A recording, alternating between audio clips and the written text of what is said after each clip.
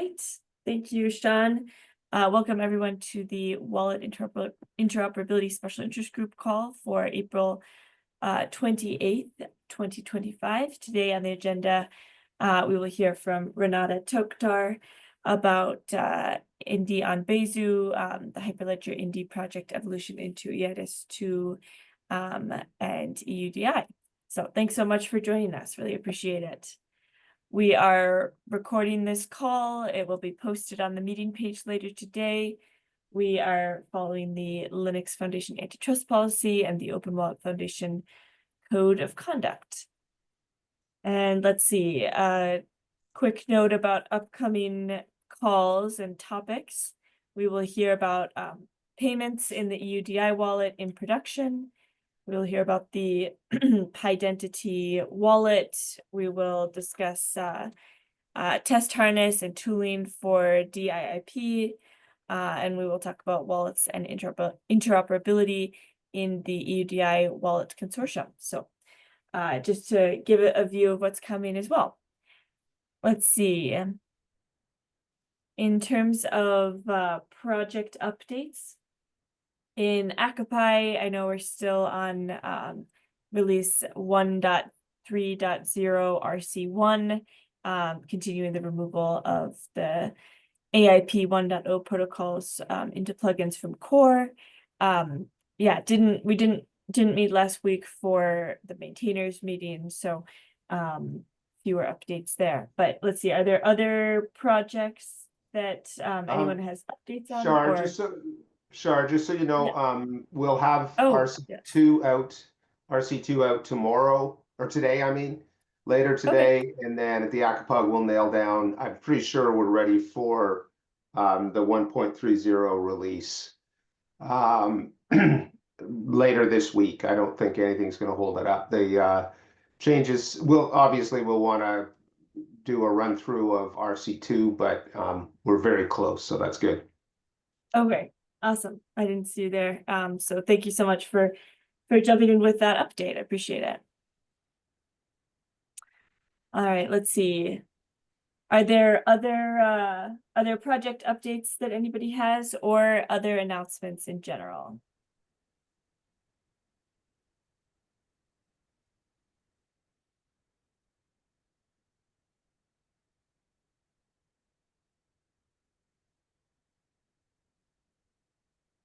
Any introductions that anybody would like to make? If you're new joining the call and would like to introduce yourself and say a bit about why you're joining and what your work is in the space. Maybe me, because it's the first time I show up. Hi, Andrea from Forkbomb, BV and Dynorg. I met Sean a couple of times already. We actually we presented something at Foxton on the room that Sean was managing, and my colleague Jarmil, I believe, has just been approved in some role of the Open Wallet Foundation. We work with EUDI wallets and W2CVC. We have we are open source developers, and we have a half-baked solution for EUDI ARF and W2CVC, and a conformance interop marketplace tool for wallets that we're gonna launch soon. And I hope I will see many of you in Geneva in July.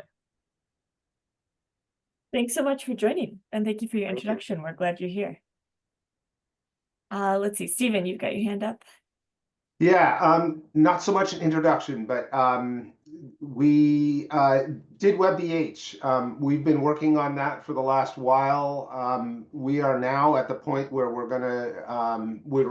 ready for 1.0, and so we'll be updating the spec this week to get to that, and then take the spec to the diff technical steering committee for their review.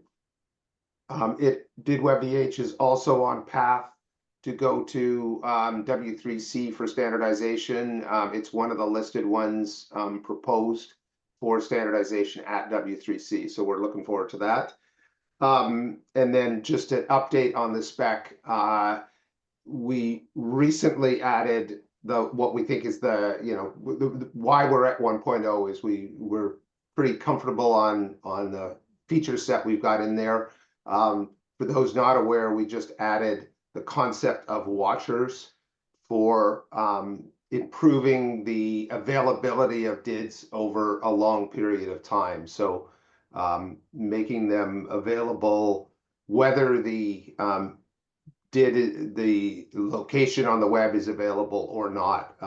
There's a mechanism that DIDs can use to make them more robust.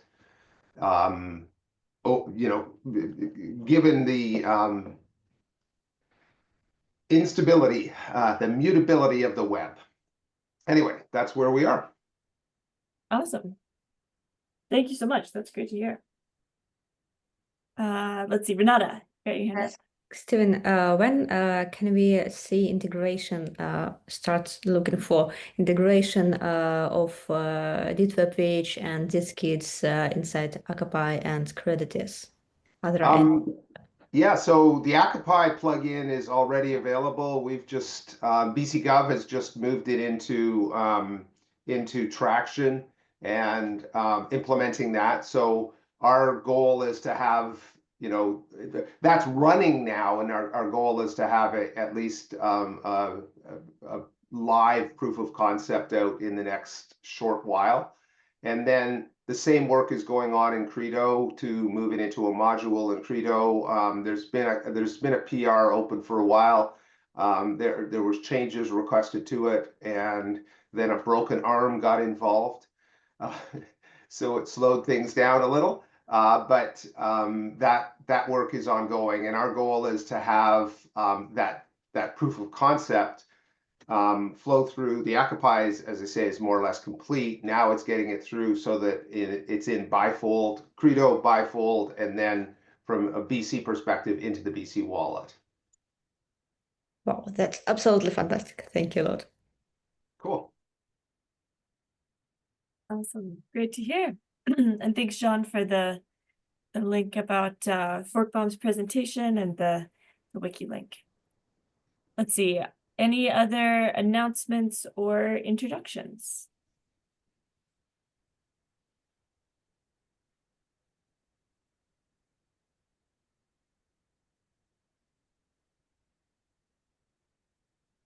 All right. With that, I will go ahead and pass it over to you, Renata. Thanks again for joining us. Thank you a lot for this possibility to tell about Indy Besu again. So let me share my screen and let me a bit introduce myself. Today we will speak about Indian Besu project. Why, what for we need this, and in general about some challenges that we have on SSI market. So I started working with SSI 7-8 years ago with Indy project, and Desar started doing this a bit earlier than me. With Everny, we were authors of Hyperledger Indy. And when you created a project, you always want to see this alive during at least the whole your life. And of course, it is absolutely always impossible. But we believe that project that is possible to see in a new code base and new technologies is a project that can be alive a bit longer.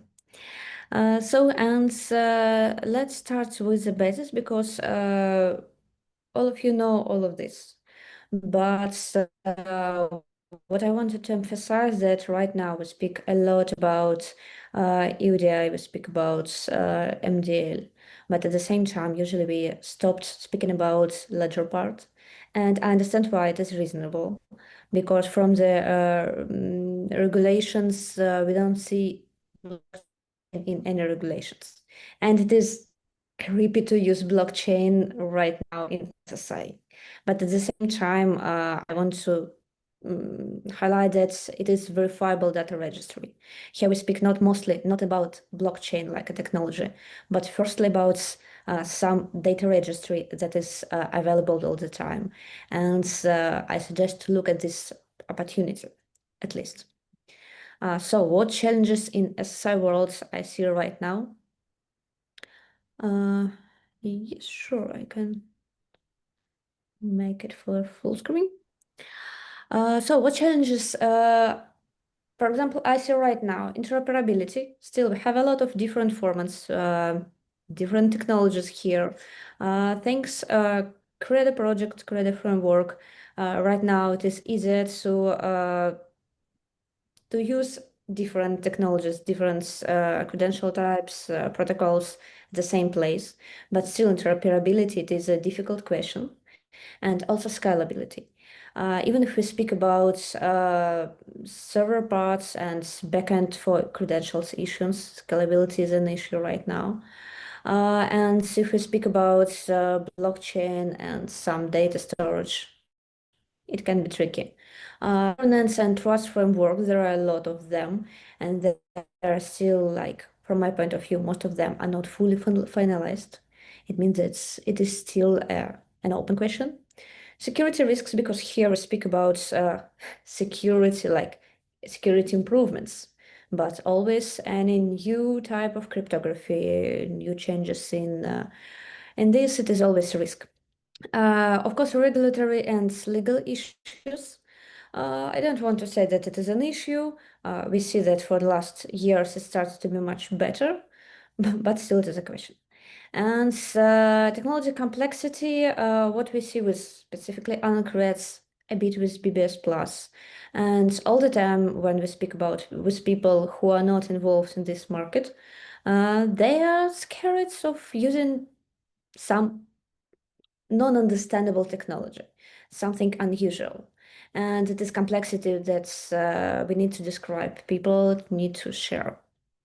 So, just in my opinion. Yeah. A few words about Hyperledger Indy. Just let's make a small step back to 2017 when Indy started to be a Hyperledger project.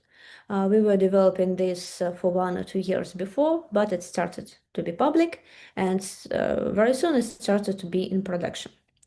As far as I remember, the first network was sovereign, and what we have in Indy project, it is not only ledger side but also client SDK.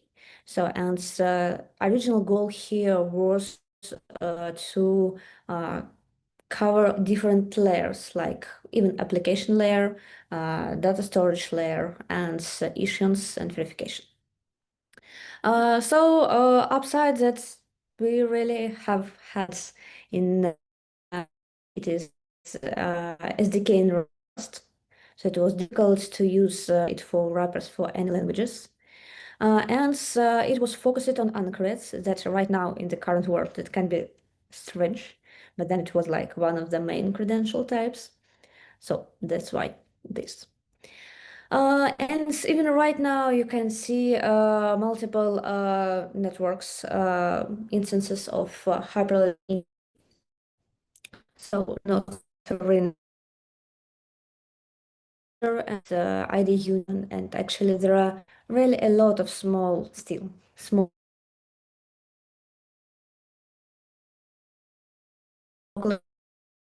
uh, networks. Um, uh, what you need to see, uh, uh, first, I see there are people here to improve of India.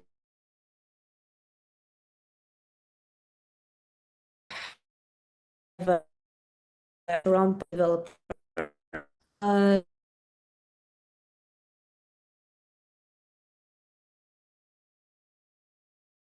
Like last in some changes for make it more flexible for new.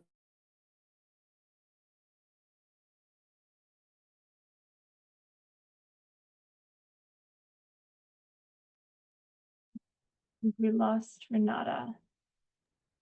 I wasn't sure if that was just on my end. We'll give her a second to dial back in. I was having a Yeah. similar issue and I thought it was my Wi-Fi, so this is I thought Yeah. it was mine. I thought it was mine. I would have blamed David's Wi-Fi if I could, but I can't in this Oh. case. Yeah, a bit too far to reach from England to the Netherlands to borrow my Wi-Fi. There you go. You could Long way to daisy go. chain a mesh network across Europe, of course. Hey Renata, thanks for coming back. Hey, sorry, I don't know what happened with my internet. No worries. Oh, good. Let's get back in. Yeah, I'm sorry. So I don't know where I stopped being available. Let me start from this slide. Speaking about challenges that we see in Ledger. So very expensive for maintenance, for adding any improvements. It is a permissioned ledger with only 4 unencrypts. Right now, it is possible to use Indy Ledger for a better quality DID documents and using for other formats and keys, but it is still difficult. It needs long time, needs ramp up, and complex code base doesn't allow us to do this easily and see new people in the community. Of course, performance and scalability still. Indy Ledger uses RBFT protocol, consensus protocol, and means that only the 25 nodes, validator nodes, are allowed the most. And it's impossible to change it without huge big changes on the whole project because of this consensus parts. So what does it mean? It means that we can see enough validators in the network. We can see a normal performance that maybe was okay in 2017, but now it is like 10 transactions per second is not okay. So there were challenges of Indy, and let's now speak about Indy on Besu and how Indy on Besu solved these issues. Firstly, let's make a smaller review of Besu. It is still available like Hyperledger Besu, but it was moved to LFDT, and as far as I remember, they stopped using Hyperledger in their name. This project started in 2020, and it is also open source. And the main idea is that it is like Ethereum network, but with another consensus protocol, database storage. And what for? For making it possible to use Besu like a private permissioned network. It's impossible with standard Ethereum. Like as usual, Solidity and Solidity smart contracts for Ethereum, pluggable architecture like Ethereum, but with some new plugins and nice features. And right now it is very popular in in Europe because of EPSI Ledger that is also based on Besu. And I hope also to see EPSI and Besu technology, like recommended technology for VDR in Europe. But of course, let's see. What benefits can we find in Indy on Besu? It is still open source, part of Hyperledger Indy project. Reduce complexity. It is very easy to join any developers to this project because still Solidity, smart contracts. This is very popular in our current world, and it's easy to add something or reconfigure the network.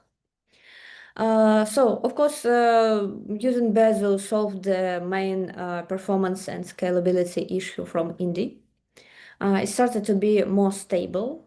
So question about Indy stability isn't interesting because it was working without maintenance for many years, but it is also tricky moments if you change some configuration on the network. It is very risky because like in this state it works, in another state it can have some troubles. Here we like understand clear and understand what is going on because it is like Ethereum, one of the most popular framework, and Besu that is also very popular. Reducing costs of using Indy nodes because troubleshooting was also difficult on Indy, almost impossible, at least without developers who were developing this. So it is also compatible with new technologies, with new protocols, with new methods, and it is very flexible for adding new models, new smart contracts. And it means that if we have different Ethereum networks with different smart contracts, we can combine our network as we want.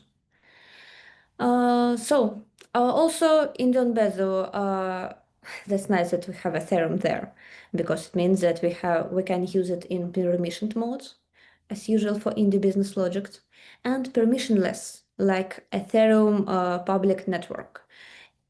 Speaking directly, it will be expensive, but it is technically possible. So it's possible not to use heavy smart contracts, and it will be for Ethereum, it will be okay. From my point of view, also it is very nice that it is possible to use with W3C for VC credentials, with W3C for DID, W3C DID specification. It is compatible. It is actually much easier than for Indy when it is like NIM transaction or TRIP transaction. There you can see normal DID documents as we usually use. And as I mentioned before, I really hope that it will be a part, like at least Besu, will be a part of EUDI standards and EDAS 2.0. Let's see, we can't make any forecasts, but because of apps, it can be possible. A bit more technical details about Indy on Besu. Permissions with usual roles from Indy business logic that we already know. And Besu consensus protocol. It is QBFT right now. Instead of RBFT, it is much better from my point of view. Here you can find you can find repositories, and also DID Indy on Besu uses DID Indy Besu. It's a bit unusual concept for us because we decided to use Indy DID method because we still think that it is Indy projects because it is Indy business logic. And we extended official Indy DID method with addition of Besu, how it's possible to use for Besu. I will tell about this a bit later. Some nice technical detail here that we have a migration. Because there were already a lot of Indy networks that are in production. And there is only one way to stop them and lose all data right now. And it is like a bit uncomfortable for people who use this in production. We suggested a migration plan. For end users, we suggest to have only one button for issuers to migrate their data. We thought about migrating the whole blockchain states, but we understood that migrating someone's key is insecure and impolite. So that's why we suggest migrating keys of each issuer one by one. Also we have endorsement support. It was a bit unusual in Indy. Now it is more usual. So we also use the Ethereum DID method and the endorsement flow. So here, absolutely possible, very easy, just additional signature of owner and of endorser, and you can delegate transactions or writing to another person. And of course, Rust SDK, because we like Rust, and it's possible to migrate it to any other language. And so we already migrated it to Python, to JavaScript. Actually, I don't remember other options, but there are also a few like Java.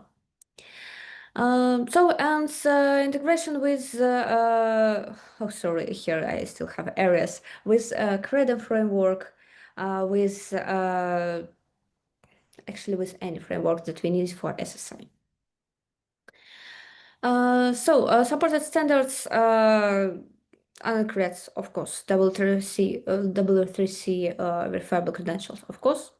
If we speak about the ID method, we added did Ethereum because we received a lot of questions like why Indy on Besu instead of did Ethereum. Actually, there are a lot of more functionality, more smart contracts, but also did Ethereum.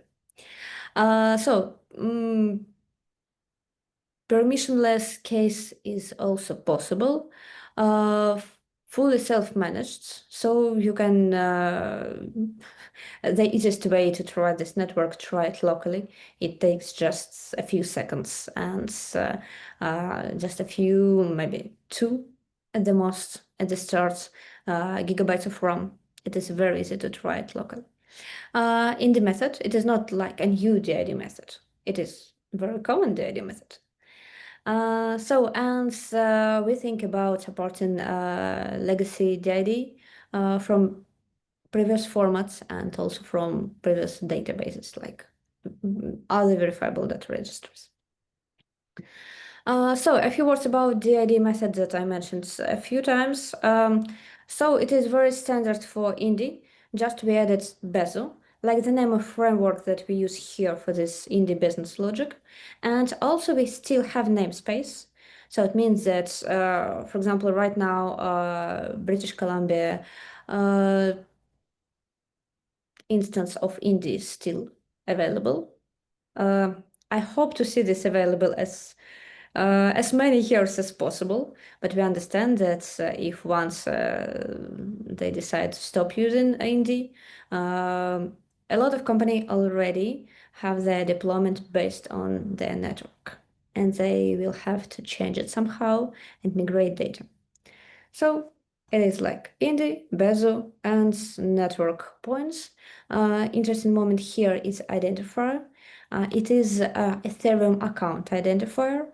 And it is unusual for Indy, but why not? Because it is some kind of public key of ECDCA signature from Ethereum.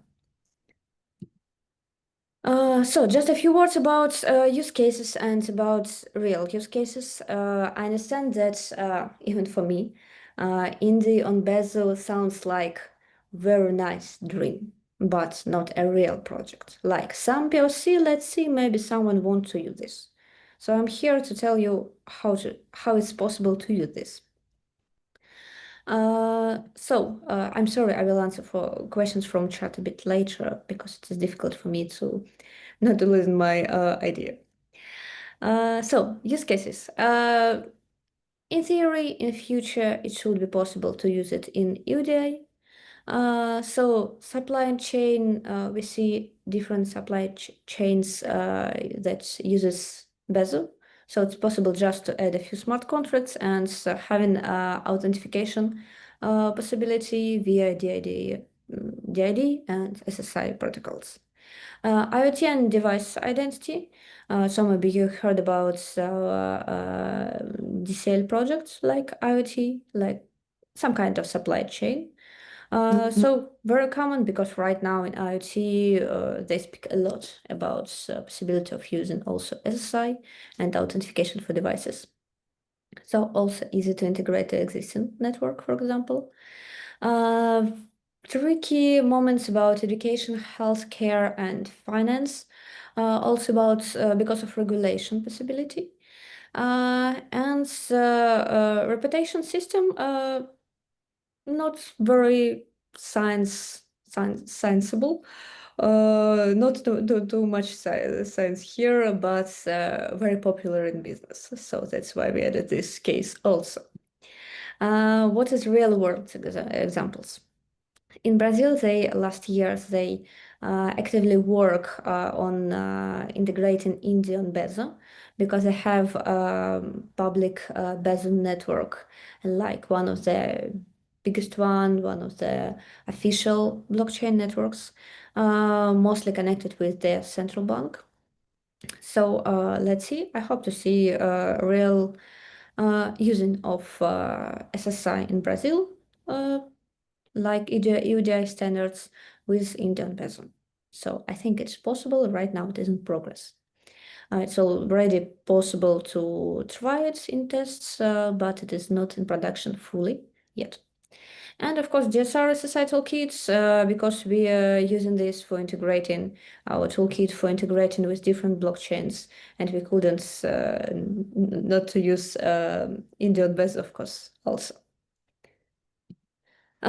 So I'll have a small demo with the unusual standard for Indy, because my goal here to tell about the possibility of using Indy not like only uncreds, because right now reputation of uncreds, let's be direct, is not too good. And I want to show that it is possible. It is just verifiable data registry. You can keep there just DID documents, or for example, issue metadata for OpenID for VC protocol. And you can combine any type of protocol and verifiable credential type using Indian Besu. So let me share another screen with a small short video.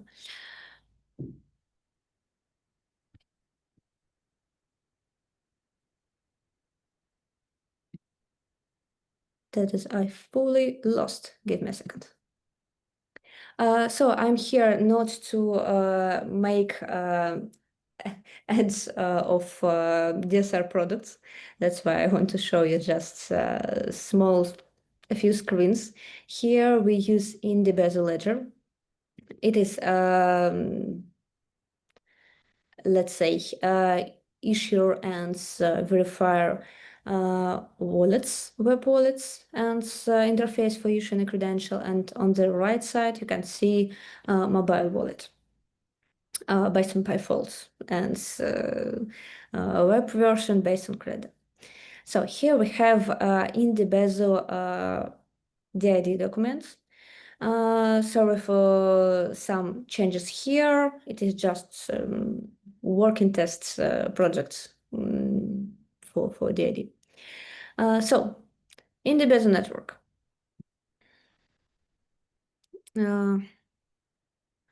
and like a next step, we need to store this DID with some specific schema for issuing a credential, like passport, very common, with name, surname, and address.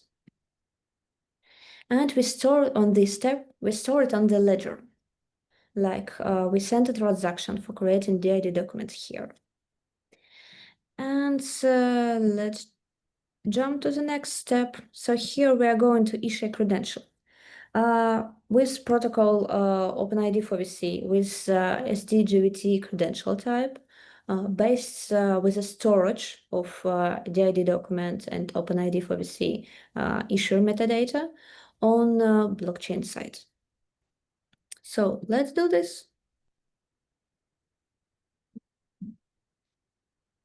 And the next step, as usual, we create QR code. We scan it with mobile application. We receive not invitation like an uncreds, but existing credential offer. And we can check the information here. We can decline or accept it. And after accepting, we will see this credential as other usual credentials issued for by default in the list of your credentials. So absolutely usual credential, verifiable credential that we already know. So on this video, I also have verification flow, but I think it will be almost the same. So thank you a lot for your attention, and I will be happy to answer for your questions. Thank you so much for your presentation. Yeah, it looks like there's a question in the chat from Jim. Hi, this is obviously all new to me, so the first time I'm seeing it. But as I follow it, it looks like earlier you were proposing that we link, I'll call it a DID, to an EVM account. Am I correct on that? Yes, if we want to speak about migration here, it means that we add to existing DID, Indy DID documents a signature of Ethereum accounts, of existing Ethereum accounts. And after this, you can migrate these DID documents and keep ownership of these documents. Okay, so my challenge is this. EVM accounts are another form of identity, as is a DID, as are many other digital identity forms. There's many of them. The challenge is it's, in my mind, okay, but I need to understand the concept of why you're trying to link a DID to an EVM account, because I'm not sure the concept makes sense, actually.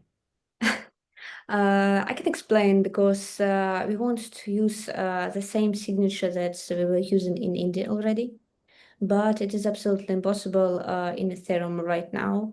We try to use it in smart contracts, but firstly, there are no any official implementation of this cryptography. And Yep. I mean, we can do this by ourselves, but it will not be trusted.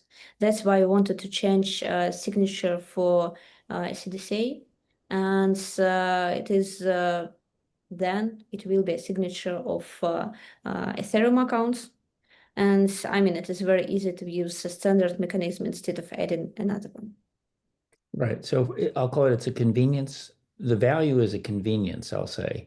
Yes. It's not meant to be anything what I call as a permanent reference going forward in a sense. It's useful, I'll say, if you have these two different things like you're saying, and it does make sense. It's not a replacement for, I'll call it the concept of something like sovereign, because EVM in itself is what it is, and it will have a use, much like COBOL does on a mainframe at some point. But it won't be what I call the only solution, but doing an association does make a lot of sense for the reasons you said. Thank you for the clarity. Thank you a lot. Actually, yes, we wanted to make it as smooth as possible because we understand that one of the main goals here for us is a smooth migrating of existing data. But I mean, as smooth as possible when you use different signatures for different accounts.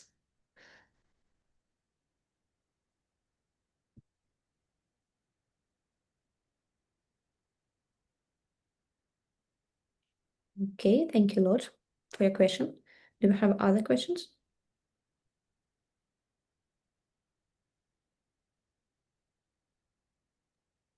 I have one question related to the scalability point that you talked about. So my understanding is that a blockchain doesn't need to have an unlimited number of nodes. Is 25 nodes below what you think is necessary? What do you think is the ideal number of nodes? I don't want to say that as much as possible, as many as possible, but from my point of view right now, so I was working with Cosmos SDK a lot, with Ethereum networks, firstly with Indy, with Solana, Cardano, and I think in my point of view, from 100 to 200 is optimal amount of validator nodes to work all the time and to make it possible to, I don't want to say control all nodes, but understand what is going on with your network. If it is Okay, per interesting. network, might be smaller, but I'm not sure. We don't have this expertise, experience of using a lot of nodes, validator nodes in a permissioned network. Yeah. Quick question.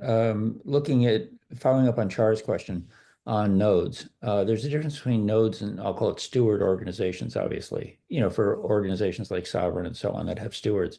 So there's the concept of validating a transaction. There's a concept of endorsing it, and a concept of approving it, and they're all not the same, actually. They're different. And do you have any document, because you talked about maybe 100 nodes or 200 nodes or whatever you thought the concept was of what an optimal number of nodes is. My question is, do you have any, I'll call it backup paper or something that you've written about that, a white paper or something that would be Yes, useful as a reference? Yes, you can find these documents in the repository. I will send you a link. So in general, we wanted to keep absolutely the same logic, business logic. So that's why we have endorser role, we have steward role, and all of this from previous Indy. Again, to make it like absolutely the same, to make it possible for people who already use it. Use this like with not absolutely, but with almost the same API. So the same roles, the same concept. But in theory, it is possible to just not to use this smart contract, this module for roles, and using something else, just ignore this concept. So it depends on requirements for the network. And let me send a link to these concepts documents.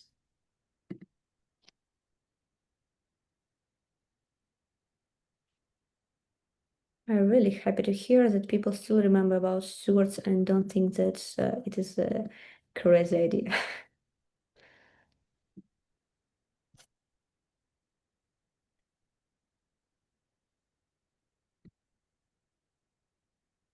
So I'll send in the chat links.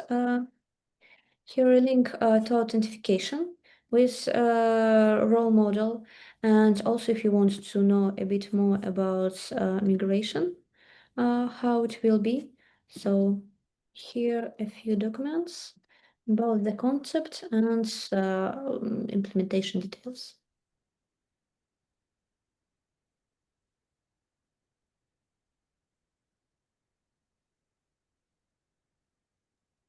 Thank you for those links. Let's see, are there other questions for Renata?